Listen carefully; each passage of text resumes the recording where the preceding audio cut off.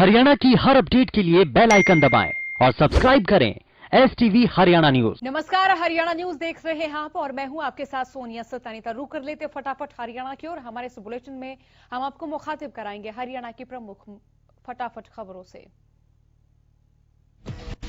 आशाओं, निराशाओं और कोरोना संकट के बीच इस बार नए साल का जश्न मनाया जा रहा है। कोरोना गाइडलाइंस और प्रोटोकॉल्स के बीच साल 2021 का आगाज हो गया है। नए साल की शुरुआत सबसे पहले न्यूजीलैंड से हुई और अब भारत में भी नववर्ष ने जोरदार अंदाज में अपनी दस्तक दे दी है। हालांकि कोरोना प्रोटोकॉल की वजह से लोग अपने घर से नए साल का स्वागत कर रहे हैं। कोरोना गाइडलाइंस और प्रोटोकॉल के बावजूद नए साल के स्वागत में लोगों के उत्साह में कोई कमी नहीं देखी। दिल्ली NCR में प्रतिबंध के बावजूद लोगों ने आतिशबाजी कर और गाजे बाजे के साथ नए साल का स्वागत किया।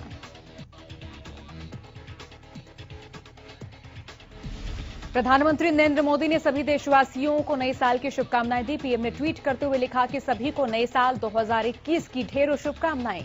ये साल सभी के लिए सुख समृद्धि से भरा रहे।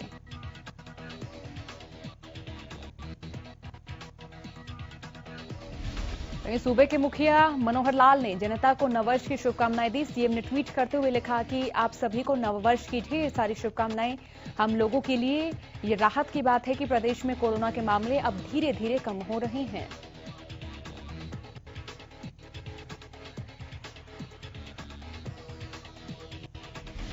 सीएम ने आगे लिखा कि हमें अभी भी सावधानी बरतनी है और ये नया साल आप सभी के जीवन में सुख समृद्धि और उन्नति का मार्ग प्रशस्त करे, ऐसी कामना करता हूं।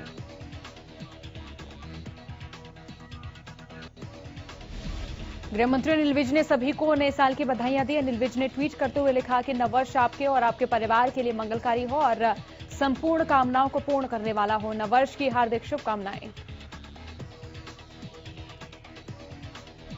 हरियाणा लोकहित पार्टी के सुप्रीमो और सिरसा से विधायक गोपाल कांडा ने सभी देशवासियों को नए साल की शुभकामनाएं दी। इस दौरान उन्होंने ट्वीट कर लिखा कि आज नई आशा और सकारात्मकता का समय है। ईश्वर से कामना है कि नववर्ष सभी के लिए ढेर सारी खुशियां और समृद्धि लेकर आए।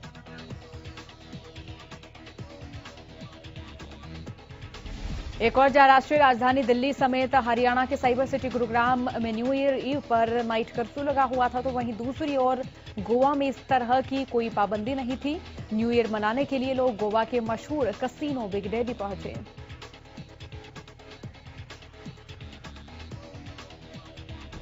कोरोना के नियमों का पालन करते हुए और सोशल डिस्टेंसिंग के साथ लोगों ने न्यू ईयर सेलिब्रेट किया।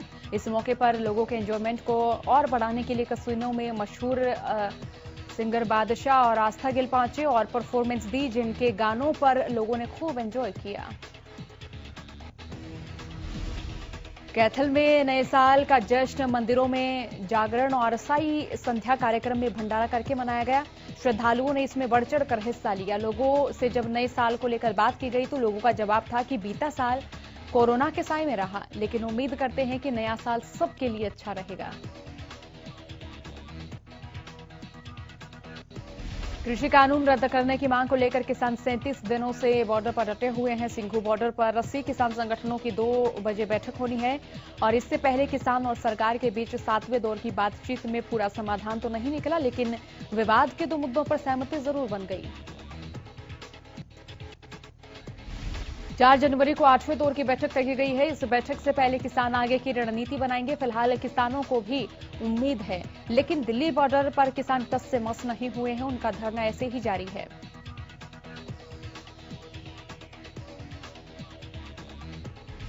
कड़ाके की ठंड भी कृषि कानूनों के विरोध में धरने पर बैठे किसानों का हौसला नहीं तोड़ पा रही है और एक और जहां पूरा देश नए साल के जश्न में डूबा हुआ, तो वहीं दूसरी ओर यमुनानगर में किसान धरने पर बैठे हैं।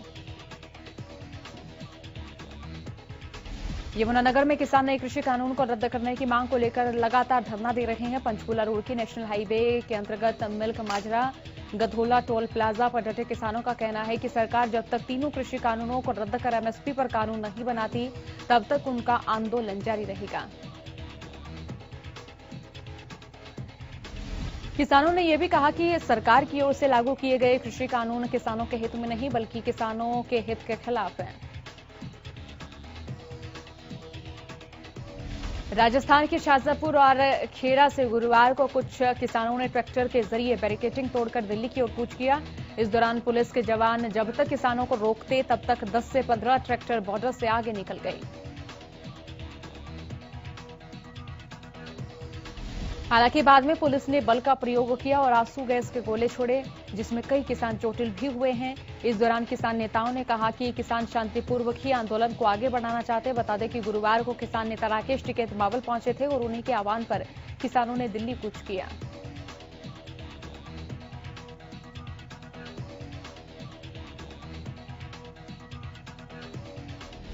नए कृषि कानून को रद्द करने की मांग को लेकर किसान बॉर्डर पर डटे हुए हैं। कैथल के गांव भाड़ा निवासी किसान रामकुमार भी टीकरी बॉर्डर पर डटे हुए थे, लेकिन इसी बीच दिमाग की नस फटने से उनका निधन हो गया।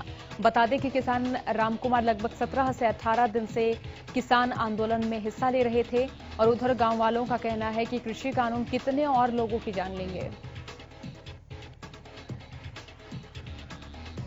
मृतक किसान के पार्थिव शरीर को पहले कैथल के नागरिक अस्पताल में पोस्टमार्टम के लिए लाया गया। उसके बाद उनके शरीर को जय जवान जय किसान के झंडे में लपेटकर सम्मान के साथ उनके पैतृक गांव भाड़ा भेजा, जहां पर हजारों की संख्या में गांव के आसपास से आए लोगों ने नम आंखों से उन्हें श्रद्धांजलि दी। ग्रामीणों ने कहा कि सरकार जल्द से जल्द इन कृषि कानूनों को वापस ले।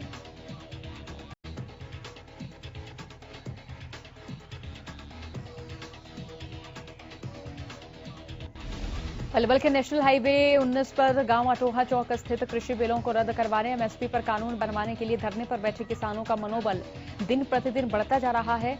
कड़ाके की ठंड के बावजूद किसानों का धरना यहां लगातार जारी है। इसके साथ ही किसानों की क्रमिक भूख हड़ताल को भी जारी रखा गया है। इस दौरान क्रमिक भूख हड़ताल पर बैठे लोगों ने कहा कि सरकार को झुकना पड़ेगा और नए कृषि कानूनों को रद्द करना पड़ेगा। उन्होंने कहा कि ये लड़ाई सिर्फ किसानों की ही नहीं है। इस आंदोलन में हर वर्ग और धर्म के लोग शामिल हैं। उन्होंने केंद्र सरकार पर किसान नेताओं और देश की जनता को गुमराह करने का आरोप लगाया। किसानों का कहना है कि भले 2 मुद्दों पर सहमति बन गई हो, लेकिन किसानों की मांग है कि सरकार एमएसपी पर कानून लाए और नए कृषि कानूनों को पूरी तरह से रद्द करे।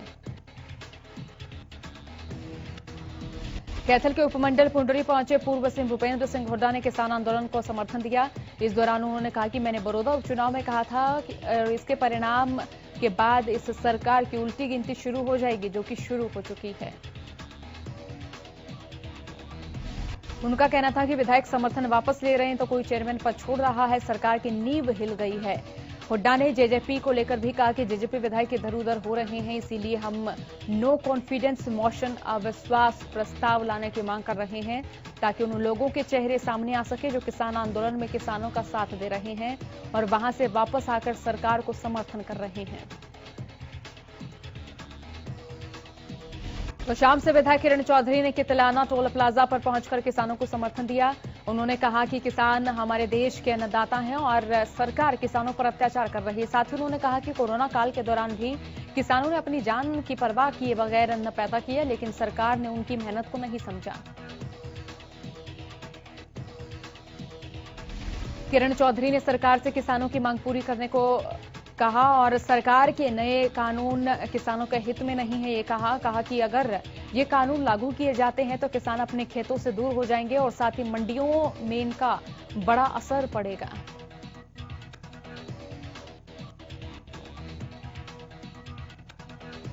सीएम मनोहर लाल ने गुरुवार को प्रदेश सरकार के नए साल के कैलेंडर को जारी किया। इस दौरान प्रदेश के वरिष्ठ अधिकारियों और कई गणमान्य व्यक्तियों ने सीएम को नए साल की शुभकामनाएं दी और वहीं सीएम ने भी सभी प्रदेशवासियों के लिए नववर्ष पर मंगल कामना की। पंजाबी अभिनेता योगराज सिंह एक बार फिर से विवादों में घिरते नजर आए।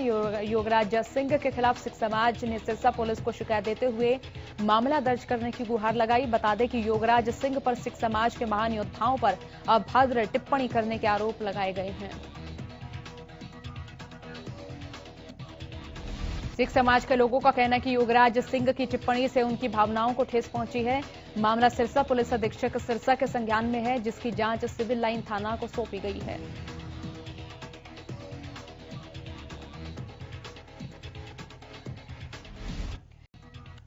हरियाणा न्यूज के पत्रकार मनोज गोस्वामी ने कुछ समय पहले नारनौल में पिज्जा कैफे की आड़ में चल रही काली करतूतों का भंडाफोड़ किया था, जिसके बाद पिज्जा कैफे के मालिक ने पत्रकार पर अपने साथियों के साथ मिलकर जानलेवा हमला कर दिया और इस हमले में पत्रकार मनोज गोस्वामी के सिर में गंभीर चोट आई है,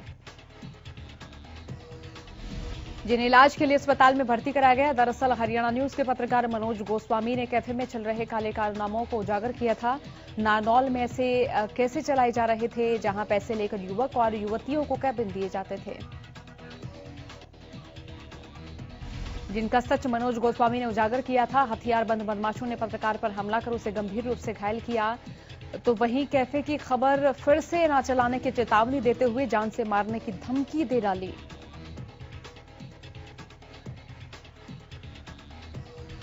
हरियाणा में कोरोना के आंकड़ों में लगातार सुधार देखा जा रहा है। पिछले 24 घंटे में कोरोना के सिर्फ 271 नए मरीजों की पुष्टि हुई, जिनमें से गुरुग्राम से 61, फरीदाबाद से 30 नए केसेस सामने आए, यमुनानगर से 21 और अंबाला से 10 नए मामलों की पुष्टि हुई है।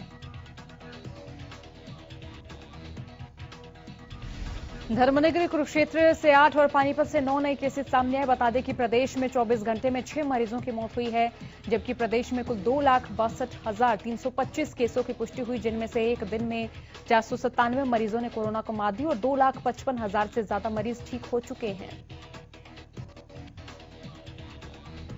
गुरुग्राम में ब्रिटेन से लौटे 32 एनआरआई लापता होने से जिला स्वास्थ्य विभाग की चिंताएं बढ़ गई हैं। तमाम कोशिशों के बाद इन 32 लोगों की जानकारी सामने न आने के बाद जिला स्वास्थ्य विभाग ने इन 32 एनआरआई की लिस्ट पुलिस को सौंपकर सभी लोगों के खिलाफ शिकायत दर्ज करवाई है। जिले के चीफ मेडिकल अधिकारी के मुताबिक 8 दिसंबर को ब्रिटेन से गुरुग्राम पहुंचे 367 लोगों की जांच की गई थी, जिसमें एक शख्स में कोरोना के नए स्ट्रेन के लक्षण पाए गए थे। बहरहाल स्वास्थ्य विभाग ने इस मरीज के परिजनों के भी सैंपल लिए हैं और वो सैंपल जांच के लिए भेज दिए गए हैं।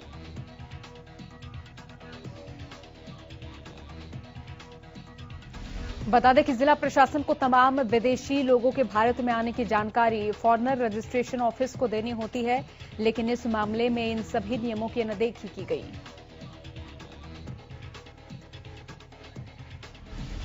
नए साल के पहले ही दिन उत्तर भारत में सर्दियों और कोहरा लोगों पर कहर बनकर टूट रहा है। पूरा उत्तर भारत घने कोहरे की चपेट में है। पहाड़ों में हो रही बर्फबारी वहां गए सैलानियों के लिए खुशी की बात हो, लेकिन बर्फबारी का बुरा असर मैदानी इलाकों में देखने को मिल रहा है।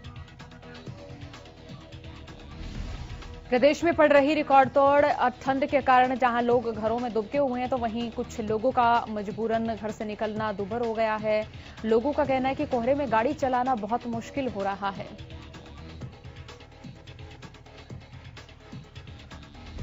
अमृतसर दिल्ली नेशनल हाईवे पर जाने वाले यात्रियों का कहना है कि कोहरे के कारण सड़क पर कुछ भी नजर नहीं आ रहा। इतना ही नहीं, इस दौरान कुछ वाहन चालक अपने वाहनों को सड़क किनारे खड़ा कर कोहरा छटने का इंतजार करते नजर आए, जबकि कुछ बस चालक रास्ता भी भटके।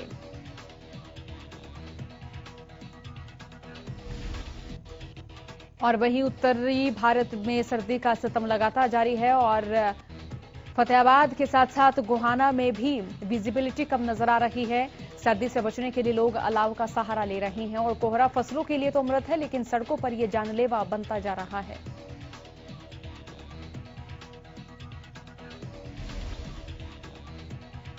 तो वहीं गोहाना में घने कोहरे और धुंध के कारण विजिबिलिटी काफी कम रही। इसी बीच अगर भिवानी की बात करें तो वहां भी सड़कों पर वाहन बहुत कम रेंगते नजर आए। लाइट जलाकर धीमी गति से चलने को मजबूर नजर आए। ठंड के चलते लोग घरों में दुबकने को मजबूर है। वहीं लोग अलाव का सहारा लेकर ठंड से बचने का प्रयास करते नजर आए।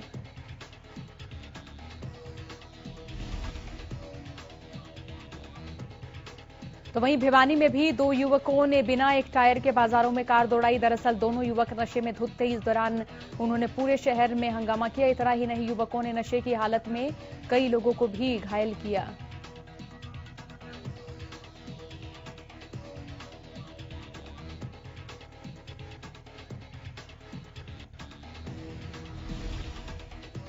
बाद में चश्मदीदों ने मामले की सूचना शहर पुलिस को दी। पुलिस ने मौके पर पहुंचकर दोनों युवकों को अपने कब्जे में लिया और थाने में ले गई।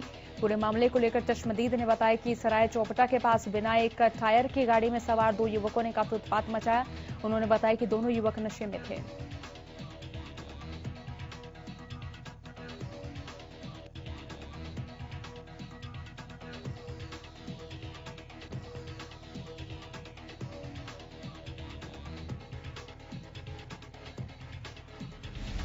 रेवाड़ी की नई अनाज मंडी में एक 2.5 मंजिला इमारत अचानक तेज धमाके के साथ नीचे गिर गई। हालांकि इस घटना में जान का कोई नुकसान नहीं हुआ, लेकिन 2.5 मंजिला इमारत इतनी तेज धमाके के साथ गिरी कि आवाज सुनकर हर कोई सहम गया। इस घटना में दुकानदार की बड़ी लापरवाही सामने आई है। बता दें कि मंडी में बूथ की दुकानों के ऊपर तीसरी मंजिल बनाने के लिए निर्माण कार्य करवाया जा रहा था, जबकि दुकान के पिलर और दीवारें काफी कमजोर थी। गनीमत रही कि हादसे के वक्त बिल्डिंग के अंदर कोई नहीं था, वरना कोई भी बड़ा हादसा हो सकता था। आनन फानन में 2 जेसीबी मशीन लगवाकर मलबे को हटाने का काम तेजी से कराया जा रहा था, लेकिन जब हरियाणा न्यूज ने इस बारे में बात करनी चाहिए तो कुछ भी बोलने से बचने लगे और बिल्डिंग की पुरानी इमारत बताई और ये बात कहकर दुकानदार बचते हुए नजर आए। करनाल पुलिस अधीक्षक गंगाराम पुनिया ने जिलावासियों को नववर्ष की शुभकामनाएं दी। इस दौरान उन्होंने बताया कि 2020 में जिला पुलिस ने अपराध को घटाने और अपराध जगत से जुड़े अपराध आरोपियों को ट्रैक और ट्रेस करने के लिए हर संभव कोशिश की ताकि लोगों को न्याय दिलाया जा सके। एसपी ने अपराध के आंकड़ों पर बात करते हुए कहा कि लूट, चोरी और स्नैचिंग मामलों में कमी आई कि 2021 में पुलिस की कार्यप्रणाली किस तरह से रहने वाली है। इस पर पुलिस अधीक्षक ने कहा कि करनाल जिला पुलिस इस साल ये सुनिश्चित करेगी कि पीड़ितों की थाने में जाते ही सुनवाई हो और शिकायत से संबंधित कार्रवाई जल्द सुनिश्चित की जाए।